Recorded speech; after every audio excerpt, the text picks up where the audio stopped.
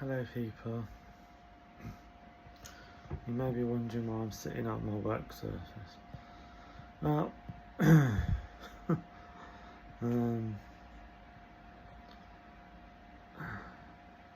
had fleas I didn't have fleas, the dogs had fleas a couple of months ago.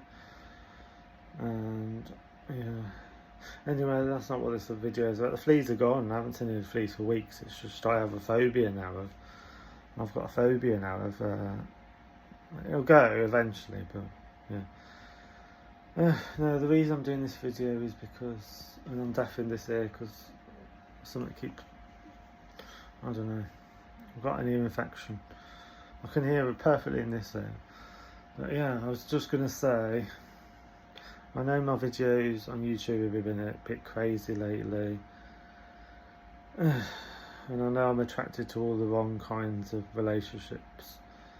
But I just like to say that it's easy to fall into. It's not like people say, "Oh, why do you go for relationships like that?" You know, I mean, I can think of one person who really doesn't get it because he's quite a strong character, and I don't think he gets it at all. But I think I'm not going to say who I'm thinking of. But the thing is, it's so easy to fall into that. Once you've been in that situation, you sort of, it's like saying, why do we do things that scare us? Why do we watch horror films? Why do we go to fun fairs? Why do we go on fast roller coasters that go upside down or whatever? Anything like that scares us. Why do we do it? It's for a rush, isn't it?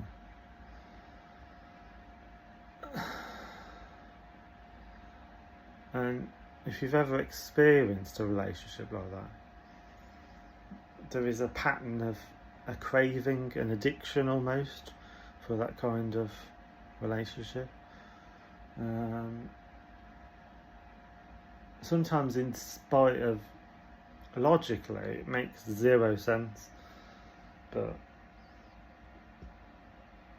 I mean, you can look at it logically and say, why the fuck does he want to do that for? But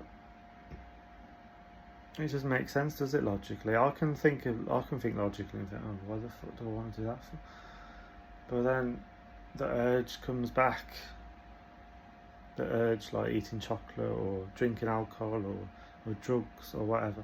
The urge comes back and it says in my head, yeah, you want to do that. You want to submit to a dominant guy. That's in my head. That's in my head, yeah. That's the urge. I can't get it out of my head.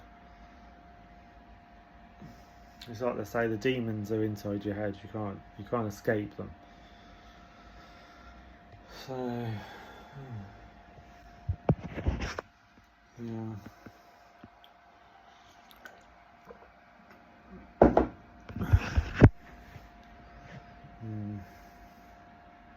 I'm going to go out in a minute, go down to Worcester. Yeah.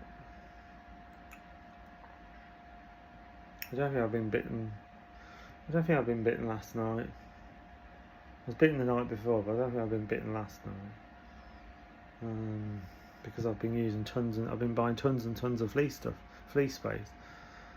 I think the problem was, and a few people warned me about this. Daniel warned me about this. David Gibbs warned me about this. A few people warned me about this. It says, oh, you shouldn't have all these mats, this, that and the other. And they were absolutely right, 100%. Because what happened was all those mats attracted a flea infestation. There were literally hundreds of fleas that I had to sort out. And I didn't even notice until the one day, about 2 days after I sold the store. I was about to get in the bath, and as I took my socks off, there were like all blood. There was all blood blisters all over my feet and ankles, all over every part, nearly the whole of my foot, nearly the whole of my ankles. So yeah.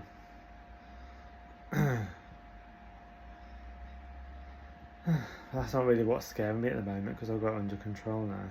I haven't seen a flea in about a week, about 2 weeks, 3 weeks, because I've been buying flea spray. I've been buying about 2 bottles of flea spray every single day. I've been buying at least 1 bottle of flea spray every single day. Not expensive ones, the cheapest I can find, like Wilco's and stuff. But it's managed to get under control to the point where I'm not even getting bitten anymore. But that's not really what scares me at the moment. What scares me is meeting up with this guy in Middlesbrough. Yeah.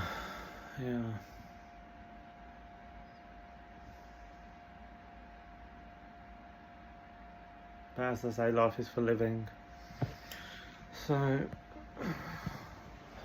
it could be my last opportunity to explore that kind of my life. And it could be, couldn't it? I am 42 now. It could be the last opportunity for me to explore the kinks, the fetishes, the cravings I have in my heart.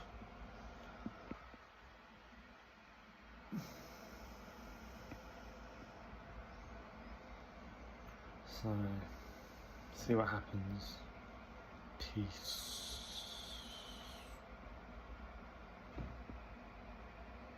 Peace.